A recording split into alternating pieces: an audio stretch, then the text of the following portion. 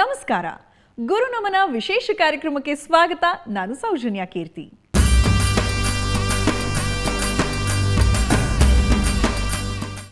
ಗುರು ಬ್ರಹ್ಮ, ಗುರು ವಿಷ್ಣು, ಗುರುದೇವೋ ಮಹೇಶ್ವರ.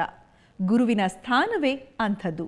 ಬದುಕನ್ನ ಹೇಳಿಕೊಟ್ಟ ಗುರುವನ್ನ ನೆನೆಯಲು ಶಿಷ್ಯರು ಏನ್ ಮಾಡಿದ್ರೂ ಸಾಲದು. ಪಾಠ ಹೇಳಿಕೊಟ್ಟ ಗುರುವಿಗೆ ಏನಾದರೂ ಉಡುಗೊರೆ ಕೊಡಬೇಕು ಅನ್ನೋ ತುಡಿತ ಪ್ರತಿಯೊಬ್ಬ ವಿದ್ಯಾರ್ಥಿಗೂ ಇರುತ್ತೆ. ಇಲ್ಲೊಂದು ಶಿಷ್ಯ ವೃಂದ ಅವರ ಗುರುವಿಗೆ ವಿಭಿನ್ನ ರೀತಿಯಲ್ಲಿ ವಂದನೆ ಸಲ್ಲಿಸಿದ್ರು. ಅದು ಎಲ್ಲಿ, ನೀವೇ ನೋಡಿ.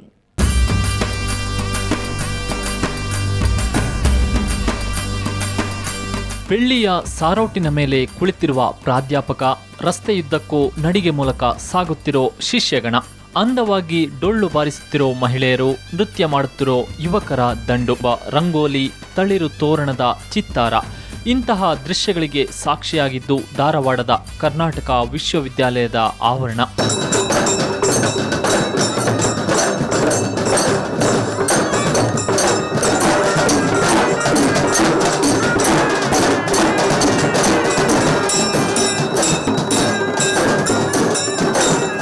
ಹೀಗೆ ಕುಣಿಯುತ್ತಾ ನಲಿಯುತ್ತಾ ಇವರೆಲ್ಲ ಈ ವಿಭಾಗದ ವಿದ್ಯಾರ್ಥಿಗಳು, ಗಂಗಾಧರಪ್ಪನವರ ಶಿಷ್ಯರು. ಇವರೆಲ್ಲ ಕೂಡಿ ಶ್ರೀನಗರದ ವೃತ್ತದಿಂದ ಪ್ರೊಫೆಸರ್ ಗಂಗಾಧರಪ್ಪ ಅವರನ್ನು ಬೆಳ್ಳಿಯ ಸಾರೋಟಿನಲ್ಲಿ ಮೆರವಣಿಗೆ ಮಾಡಿದ್ರು. ಮಹಿಳೆಯರಿಂದ ಡೊಳ್ಳು ಕುಣಿತ, ಶಹನಾಯಿ ವಾದನ, ಕರಡಿ ಮಜಲ್ನಂತಹ ಹೆಜ್ಜೆ ತಾಳಗಳ ಸಾಥ್ ಮೆರವಣಿಗೆಗೆ ಮತ್ತಷ್ಟು ರಂಗನ್ನ ತಂದಿತ್ತು.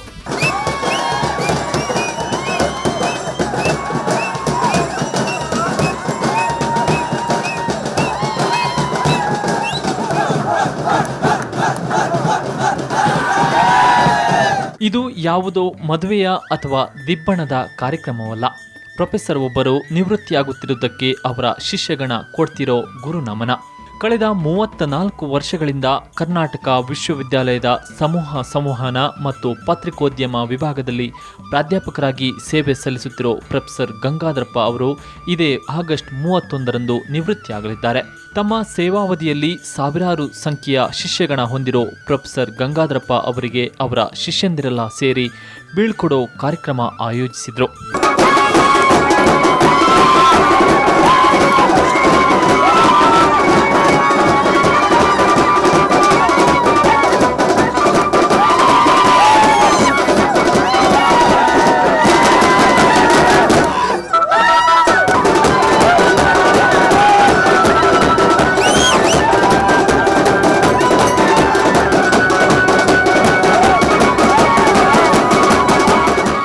ಡಾಕ್ಟರ್ ಗಂಗಾಧರಪ್ಪ ಅವರು ಈ ತಿಂಗಳ ಸೇವಾನಿವೃತ್ತಿ ಹೊಂದ್ತಾ ಇದ್ದಾರೆ. ಅವರಿಗೆ ನಾವೆಲ್ಲ ಹಳೆಯ ವಿದ್ಯಾರ್ಥಿಗಳು ಅವರಿಗೆ ಇವತ್ತು ಸನ್ಮಾನವನ್ನು ಏರ್ಪಡಿಸಿದ್ದೇವೆ. ಈ ಗುರುವಂದನೆ ಮುಖ್ಯ ಉದ್ದೇಶ ಗುರುಗಳಿಗೆ ನಮ್ಮ ನಮಸ್ಕಾರಗಳನ್ನು ಹೇಳುವುದು. ಅವರು ನಮ್ಮೆಲ್ಲ ವಿದ್ಯಾರ್ಥಿಗಳಿಗೆ ಒಂದು ಅನ್ನದ ದಾರಿಯನ್ನು ತೋರಿಸಿದ್ದಾರೆ. ಅವರ ಋಣವನ್ನು ತೀರಿಸಲಿಕ್ಕೆ ನಾವೆಲ್ಲ ಈ ಒಂದು ಕಾರ್ಯಕ್ರಮವನ್ನು ಇಲ್ಲಿ ಹಮ್ಮಿಕೊಂಡಿದ್ದೇವೆ. ಅಂತಹ ಗುರುಗಳನ್ನು ಪಡೆದು ನಾವೆಲ್ಲರೂ ಧನ್ಯರು. ಅದಕ್ಕಾಗಿ ಈ ಒಂದು ಸಂಭ್ರಮದ ಸಮಾರಂಭವನ್ನು ನಾವು ಎಲ್ಲ ಹಳೆಯ ವಿದ್ಯಾರ್ಥಿಗಳು ಇಲ್ಲಿ ಏರ್ಪಡಿಸಿದ್ದೇವೆ. ಸಾರೋಟಿನಲ್ಲಿ ಮೆರವಣಿಗೆ ಮೂಲಕ ವಿಶ್ವವಿದ್ಯಾಲಯದ ಸುವರ್ಣ ಸಾಂಸ್ಕೃತಿಕ ಭವನಕ್ಕೆ ಬಂದರು. ಸಾರೋಟಿನಿಂದ ಇಳಿದ ಗುರು ಗಂಗಾಧರಪ್ಪರ ಪಾದ ನೆಲಕ್ಕೆ ಸೋಕದಂತೆ ಹೊತ್ತು ತಂದ ಶಿಷ್ಯರು ನಂತರ ವೇದಿಕೆಯವರೆಗೂ ಹೂವಿನ ಹಾಸಿಗೆ ಮೇಲೆ ಕರೆದೊಯ್ದರು. ಇದು ಗುರುವಿನ ಗುಲಾಮನಾಗದ ತನಕ ದೊರೆಯದಣ್ಣ ಮುಕುತಿ ಅನ್ನೋ ಮಾತಿಗೆ ನಿದರ್ಶನದಂತಿತ್ತು.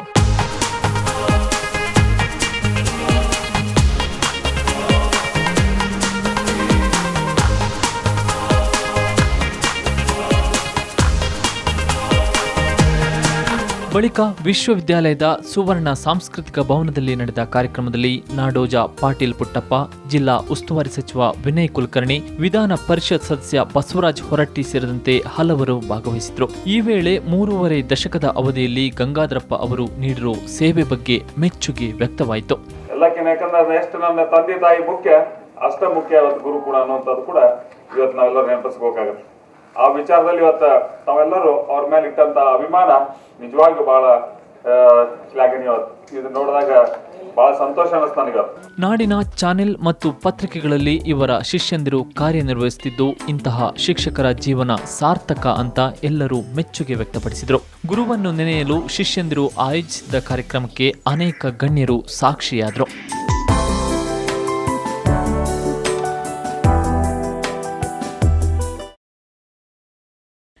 ಮೆಚ್ಚಿನ ಶಿಕ್ಷಕರನ್ನ ಬರಮಾಡಿಕೊಂಡು ಅವರನ್ನ ಕೊಂಡಾಡಿದ ರೀತಿಯನ್ನ ನೋಡಿದ್ರಿ.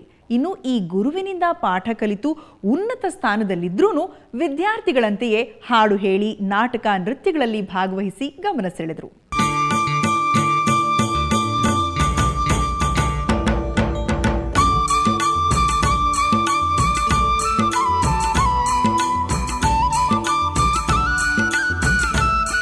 ಎಲ್ಲರ ಮೊಗದಲ್ಲೂ ಅದೇನೋ ಭಾವ, ಒಂದು ರೀತಿಯ ತುಡಿತ. ನೆಚ್ಚಿನ ಗುರುವನ್ನ ಮೆಚ್ಚಿಸಿದೆವು ಅನ್ನೋ ಸಮಾಧಾನ ಇಡೀ ಸಭಾಂಗಣದಲ್ಲಿ ಎದ್ದು ಕಾಣ್ತಿತ್ತು.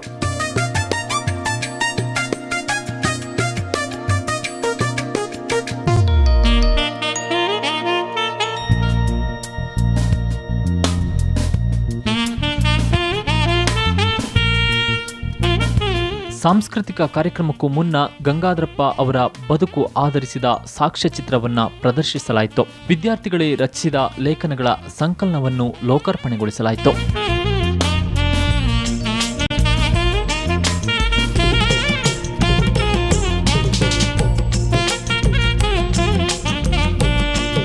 ಜೊತೆಗೆ ಸಂಜೆ ವಿವಿಧ ಸಾಂಸ್ಕೃತಿಕ ಕಾರ್ಯಕ್ರಮಗಳನ್ನು ಹಮ್ಮಿಕೊಳ್ಳಲಾಗಿತ್ತು. ಇಂತಹ ವಿಶೇಷ ಕಾರ್ಯಕ್ರಮಗಳ ಮೂಲಕ ಇಡೀ ಕರ್ನಾಟಕ ವಿಶ್ವವಿದ್ಯಾನಿಲಯವನ್ನ ಒಂದು ದಿನದ ಮಟ್ಟಿಗೆ ಹಬ್ಬವಾಗಿಸಿದ ಪತ್ರಿಕೋದ್ಯಮ ವಿಭಾಗದ ಹಳೆ ವಿದ್ಯಾರ್ಥಿಗಳ ಶ್ರಮವನ್ನ ಅತಿಥಿಗಳು ಸಾಕಷ್ಟು ಕೊಂಡಾಡಿದ್ರು. ನಾನು ಕೇಳಿದೆ, ಏನಪ್ಪಾ ಇನ್ನು ಮೆಟ್ಟು ಬಿಡ್ತೀವೋ ದಾಡ್ದಾಗ ಇರ್ತೀವ ಅಂತ ಕೇಳಿದೆ. ಇಲ್ಲ, ಇಲ್ಲೇ ಮನೆ ಕಟ್ಟಿಸಿ ಇಲ್ಲೇ ಇರ್ತಾನಂದ, ಒಳ್ಳೇದಾತ ಅಂತ ಹೇಳಿದೆ. ಅದಕ್ಕೆ ಅವ್ರ ಮಾರ್ಗದರ್ಶನ ಸದಾ ನಿಮಗಿರಲಿ ಮತ್ತು ಅವರೆಲ್ಲ ಮಾಡುವಂಥ ಇದರಲ್ಲಿ ಎಲ್ಲ ಮುಂದೆ ಬರಲಿ. ಎಲ್ಲ ರೀತಿಯಿಂದ ಒಂದು ಉತ್ತಮವಾದಂಥ ಸಮಾಜವನ್ನು ನಿರ್ಮಾಣ ಮಾಡಲಿಕ್ಕೆ ಅವ್ರು ಏನು ಸರ್ವಿಸ್ ಆಗಿದ್ದ ಕೊಡುಗೆಯನ್ನು ಕೊಟ್ಟಾರ, ಅದೇ ಕೊಡುಗೆಯನ್ನು ಮುಂದುವರಿಸ್ಕೊಂಡು ಹೋಗಲಿ ಅನ್ನುವಂಥ ಮಾತನ್ನು ಹೇಳಿದೆ. ನಂತರ ಪತ್ರಿಕೋದ್ಯಮ ವಿದ್ಯಾರ್ಥಿಗಳೇ ರಚಿಸಿದ ಮತ್ತು ಅಭಿನಯಿಸಿದ ನಾಟಕಗಳ ಪ್ರದರ್ಶನವೂ ನಡೆಯಿತು. ಕಾಲೇಜಿನ ವೇಳೆಯಲ್ಲಿ ಸ್ಪರ್ಧಿಸಿದ್ದ ನಾಟಕಗಳು ಅನಾವರಣಗೊಂಡವು. ಇಂದು ಗುರುನಮನದಲ್ಲಿ ಮಾಡಿದ ಪ್ರದರ್ಶನ ಅಂದಿನ ದಿನವನ್ನ ನೆನಪಿಸಿತು. ಹೇ ದೇವ, ಗಜಮುಖ, ಗಣಪತಿ, ಶಂಕರ ಸುತ, ವಿನಾಯಕ, ವಿಘ್ನೇಶ್ವರ, ಇಲ್ಲಿ ನೆರೆದಿರ್ತಕ್ಕಂತಹ ಈ ಅಪಾರ ಕುಶಾಗ್ರಮತಿಗಳ ಎದುರಿಗೆ ನಾವಿಂದು ದ್ರೌಪದಿ ವಸ್ತ್ರಾಪರಣ ಅನ್ನುವಂಥ ನಾಟಕವನ್ನು ಆಡ್ತಾ ಇದ್ದೀವಿ. ನಮ್ಮಂತಹ ಅಲ್ಪಮತಿಗಳಿಗೆ ಈ ಕಾರ್ಯ ತುಂಬಾ ಜಟಿಲವಾಗಿದೆ. ಹೀಗಾಗಿ ವಿಘ್ನ ವಿನಾಶಕನೆಂದು ಹೆಸರು ಪಡೆದಿರತಕ್ಕಂತಹ ನೀನು ನಮ್ಮ ನಾಟಕದುದ್ದಕ್ಕೂ ಯಾವುದೇ ರೀತಿಯಾದಂತಹ ವಿಘ್ನಗಳು ಬರಲಾರದಂತೆ ವರವನ್ನಿತ್ತು ಕಾಪಾಡು ದೇವ ಮಹಾನುಭಾವ.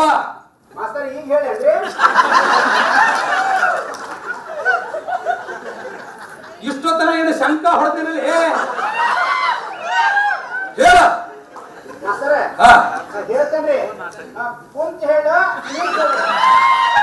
ಮಲ್ಕೊಂಡು ಹೇಳ ಮಗನ,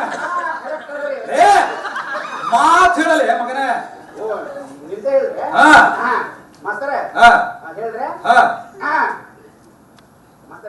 ಹೇಳು ಬಡಿ ಮಗನ, ಹಂಗ ಯಾಕಿ ಮಲಗುಣಕಿ ಕಾಂಗ್ರೆಸ್ ಕಸ ಅಂತ.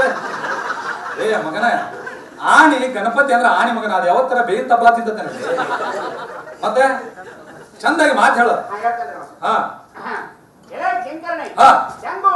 ತೋರಣಗಳಿಂದ ಅಲಂಕೃತವಾದ ಈ ಮಂಟಪದೊಳಗೆ ಕಡು ಭಕ್ತಿಯಿಂದ ವರವನ್ನು ಯಾಚಿಸುತ್ತಿರುವ ನಿನ್ನ ಕಡು ಭಕ್ತಿಗೆ ಮೆಚ್ಚಿ ವರವನ್ನು ಕೊಟ್ಟು ಹೋಗಲು ಬಂದ ಸೇವಕ ಭಯಂಕರ ಪಾವಕ.